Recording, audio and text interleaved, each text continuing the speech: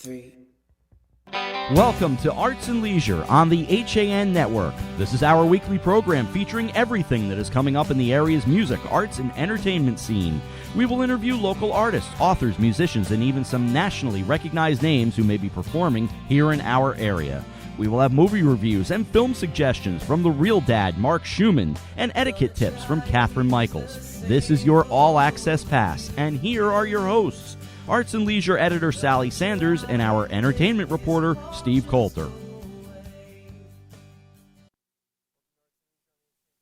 Host Steve Coulter. I'm joined on the couch as always by Sally Sanders. We're doing a quick Emmy recap from last night's show, which I thought went out without a hitch pretty much. Well, it filled its time. Right at 11 o'clock exactly. And they were off, yeah. They did like a marathon of I think 6 awards in the last 30 minutes and everyone got to talk, no one got cut off. I thought it was a pretty good show. I would say that the name most mentioned during the entire show, though, was Donald Trump. Yes, you could say that they were kind of pandering to that audience. They were. And then what about, was it Courtney V. Vance shouted about Obama in and Obama out, Clinton in. Yeah, that was his line. line. That was but political. they did start out with a Republican in the opening little trailer there with Jimmy Kimmel, which was lots of fun. Yeah, I think Jeb Bush was very funny. Showed a sense of humor that perhaps we hadn't seen during his campaign. If we had seen it, maybe he'd still be on the campaign trail. Yeah. He was so dry during it. But anyways, let's not talk politics. Okay. Let's talk TV. This was the TV celebration here. Game of Thrones walked away with the big trophy for Best Drama. Veep won again for comedy. Julia Louis-Dreyfus won for the 5th straight year for Veep in Best Actress in a Comedy Series. And that was a really touching acceptance her speech speech. was, that was one of my favorite speeches of the night. Yeah. Definitely. Yeah. And then People vs. OJ also walked away with a litany of awards. I think it was 5 different acting awards in addition. I was reading this morning, in the last season there were 409 scripted series. So the diversity and the amount of shows that we had to choose from just to get to the nominations is pretty amazing. Oh yeah, 409 had to have been the most that they've ever had to go through. I would think. Yeah. I mean, they're just everywhere. And for people, again, we explained it last week, but we'll go over it again. It was starting last fall to May 31st of this year. That was the TV season criteria, and then it cuts off. So Game of Thrones 6th season was going up against Mr. Robot 1st season.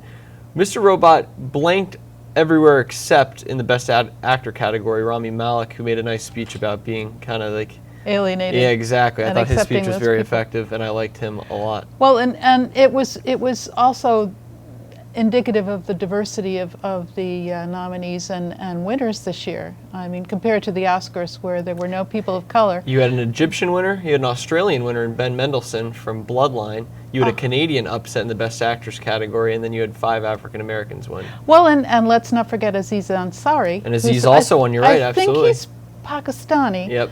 And then you can't forget that Jeffrey Tambor also won for Best Actor in a comedy series, playing someone who's transgender. So there's a lot of diversity. I thought that was one of the strengths of the show. Yeah, Jeffrey Tambor gave a good speech too about. And nobody shied away from that either. Every speech I felt like had a little bit of. Well, his point was well taken because he's been criticized for being a man playing a transgender woman, and it was suggested that they should have found a transgender actor, and he said he would be very happy to be the last. To give the role away, Yeah. True story, I actually ate burgers next to him at Prime Burger in Richfield a couple weeks ago. He's from Cross River. Ah. Yeah, so now he's an Emmy winner. You might see him in town, people that are watching around the county. What were some of your other favorite parts of the show? I think one of my favorites was the fact that Aziz Ansari and Jeffrey Yang won. And they cut poor Aziz off, though. Well, he was running down to give his parents hugs, I think. Oh, I love that he brought them. That was wonderful. Yeah, but I mean, the episode that they chose, this was for writing, they won, and the episode they chose, Parents, right? Yeah, that was the best. Which was the best one out of his series. It was, I mean, as a series, I don't think it was... It was very unique. Stellar. It was very unique in the way that it was done, yeah. But the acting in it, I'm not a real great fan of his. Well, it's a little, I think it's used towards the younger audience. Yeah, towards... Excuse me. It's trying to do more the, kind of hipster type, the way that the music and the whole scene. I get the hipster type, but I just find him as a character he's annoying. Amazing. Oh, you don't like him? No. Oh, I thought he was so funny. No. What did you think about the Stranger Kids thing? I'm getting tired of the food service at the I was going to say, I thought they were trying to do the whole Girl Scout things, but I liked how they had the bikes. Yeah, that was cute. That was a nice little touch. Yeah, and you could tell that Elle, I forget the actor. Oh, the British girl, yeah. Yeah, she looked a little worried riding that bike down. I would be too. Yeah. But all the breaks and all the type of the gags and stuff were pretty good. I thought Jimmy Kimmel did a great job hosting. I think his bit with Matt Damon was pretty funny after John Oliver won, which was one of my favorite parts of the evening. Yeah. Matt Damon and he have such a dynamic going now. Yeah, it goes back for a very long. And it sort of gave you a feeling you'd like to see Matt Damon in a comedy. Oh, sure. In a movie where he just played flat-out comedy, not drama at all. I think he's very funny. Yes. Yeah. I think he can be very good. Tatiana Maslany was probably the biggest surprise of the night. It came late, but she won Best Actress in a Drama Series for Orphan Black. I don't think anyone really saw that one coming. She beat Claire Danes, who's won before, Robin Wright in that category. It was Kerry Russell from The Americans. And I thought Robin Wright would get it this year. She was really strong in this past season of House of Cards, which was sort of falling down around her, really. I mean, it's kind of jumped the shark, maybe, House of Cards. House of Cards did not win a single award. It was nominated, I think it had 8 different actors that were nominated for either guest roles or supporting or And lead. Michael Kelly is great as Doug Stamper. Yeah. Yeah, I like Michael Kelly a lot. He didn't win. I really did like the fact, though, that House of Cards and Homeland were kind of kept out, because I think they represent more of they're not as fresh as they used to be. They're not on top of their game like they were in their first couple seasons. Yeah, okay. Oh, great. And I wouldn't be even surprised if they weren't nominated next year. I think we're going to see a lot of new shows in that drama Well, category. as I said, 409 scripted series, you've got a lot to choose from. I think you'll see a Stranger really Things slip in, even though it's from July of 2016, but we'll be talking about it again next September. And they're going to have another season, right? So I wonder if it will be out. Maybe the seasons will even compete against one another. Oh, that would be very strange. That would be Stranger Things, indeed. What were some of your other surprises? Well, I think Louis Anderson winning for supporting. That one really shocked people. He didn't seem like he was going to win in that category at all. I had no. You'd Phil Dunphy, who's won a ton of times before him. Yeah. Yeah. No, I had not picked him at all. Because Baskets wasn't nominated anywhere else in the entire slate of nominees. No, it's not been very highly spoken of, and it just hasn't gotten a lot of buzz. It still won an Emmy. But one of the things that made me think about, vis-a-vis the Emmy ceremony itself, is that they need to put a ramp in. Mm-hmm. It's really hard for some of the older people, and it was very hard for Louis to get up the stairs. And the women are always tripping up the stairs. Yeah, they've got to. And they should just grade it up there, and make it easier on everyone. You got to write them a letter. Yeah, it's one way to make the presentation better. What did you think about OJ winning all the awards? You have Courtney Vance winning, Sarah Paulson winning, you had Sterling K. Brown winning. Sterling K. Brown looked like he was in some other world when he went up on stage. I don't know, his face was just stunned. He was just beside himself. It's like these people didn't know that they were favorites in all these categories. I thought Sarah Paulson had it won back in February. Yeah. I mean, she's had to know she was going to be the winner for the last 7 months. Well, and the other thing that was pretty cool about that was her bringing Marcia Clark with her. Yes, that was cool. And I read this morning she had Marcia Clark's name also engraved on the Emmy. Oh, that's amazing. Yeah. Yeah, I liked her speech. I think they're really best buds now. Sarah Paulson did a great job with her speech. She did, and I'm much happier that she went for that than American Horror Story. Yeah, that's not one of your favorites. No. What were some of your other favorites looking at the list of winners? Well, Dame Maggie Smith. Yeah, of course. I was happy that that there was some representation of Downton Abbey, and I think they had a lot of fun just making fun of Dame Maggie Smith throughout the entire ceremony for not showing up for any of them ever. And she wasn't the only winner that wasn't there, though. Ben Mendelsohn didn't show up either. Oh, well, and there's another favorite. Yeah. Yeah, he personifies evil. He's so good as Danny. So good as Danny in Bloodline. I feel like they almost gave it to him because they didn't give it to him last year. They messed it up. They should have given it to him for season 1, but they gave it to him for season 2. Yeah. But he was equally good as a dead character. Yes. The flashback scene that he had with Sam Shepard in the second season was really good in the diner. That was one of the better moments of the show's history. I thought one of the biggest surprises, now that you mentioned it, was Downton Abbey not getting anything else except Maggie Smith. Yeah. Showing its last season, you thought they would cater to that a little bit more and have a little bit more for Downton Abbey. People, I think, were more happy to see it go, and they didn't really get a lot of awards, so that was kind of weird. I thought the show would be built more, I think, towards that, but they kind of shifted gears and were more about Veep and Game of Thrones.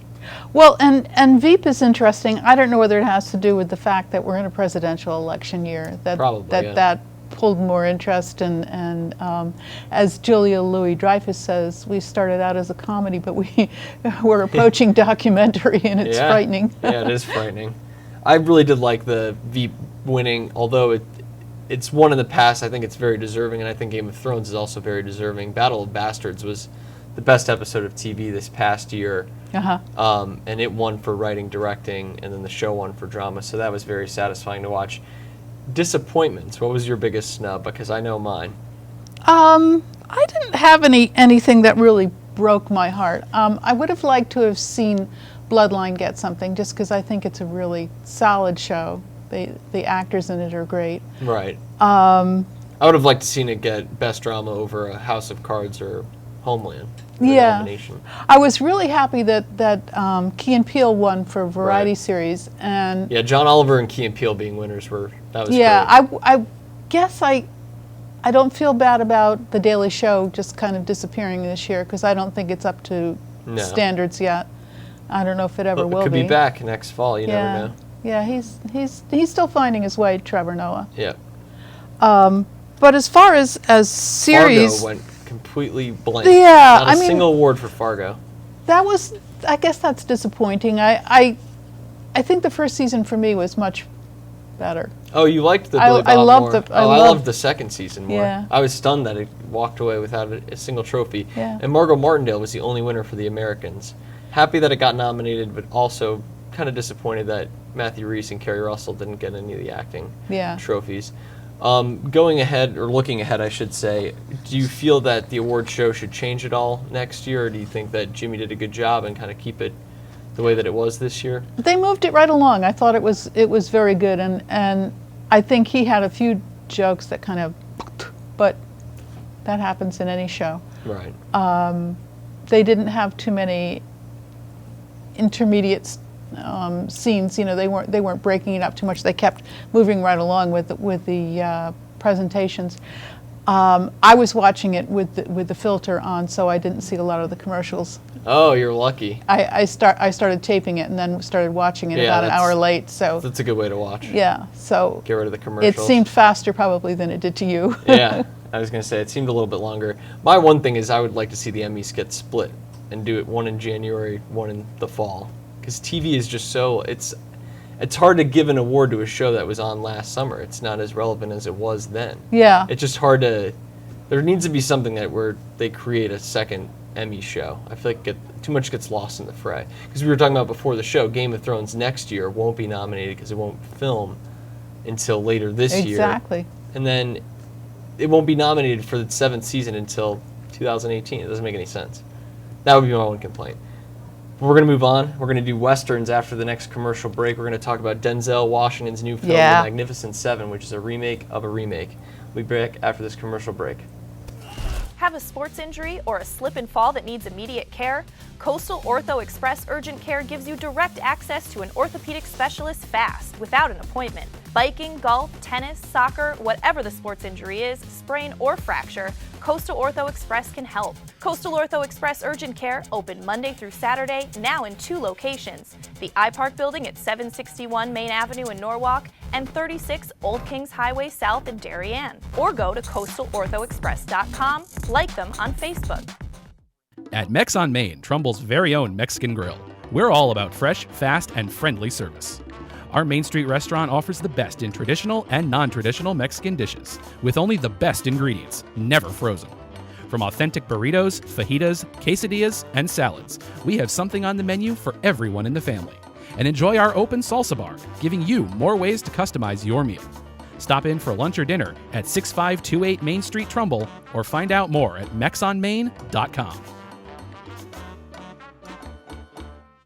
At Greenwood Physical Therapy of Bethel, individualized care, knowledgeable staff, and state-of-the-art equipment provide the best of orthopedic and sports medicine services. Our experienced therapists at Greenwood provide the highest level of knowledge and care. Greenwood accepts most kinds of insurance, and staff are there to answer your questions. Open Monday through Friday from 7 a.m. to 7 p.m., the clinic serves the greater Danbury area and is a convenient drive from Reading. Appointments are available within 24 hours. Just call 203-917-4792 or visit greenwoodphysicaltherapy.com for more information. At the Ridgefield Suzuki School, we believe that every child can. Using the internationally recognized Suzuki method, children learn to play their instrument in an environment of encouragement, parental support, and community. The Suzuki approach seeks to develop the whole child to help unfold his or her natural potential to learn. Private lessons and group classes are offered on violin, viola, cello, and piano for children ages 4 and up, and young children can enroll in the school's early childhood classes before beginning an instrument. The Ridgefield Suzuki School, nurturing a love of music in all children. Call us at 203-403-2667 or visit ridgefieldsuzukischool.com. You're watching the HAN Network, and you're not alone. More than 1.5 million viewers have watched our live sports, news, and entertainment broadcasting since the network launched in August 2015. Advertise on the network that reaches Fairfield County, Connecticut's most engaged audience. Contact Advertising Director Jessica Murrin at 203-273-7312 or email jessica@han.network. Welcome back to Arts and Leisure on the HAN Network. We're here to talk about Westerns. The Magnificent Seven opens up on Friday. Yeah. And Denzel Washington and Chris Pratt doing a little Western action. I couldn't be more excited to see this movie. I love Denzel movies. I like Chris Pratt a lot. Ethan Hawke is in it. It's got a great cast. Yeah. Vincent D'Onofrio's in it. Yeah, I'm intrigued to see Vincent D'Onofrio on a horse.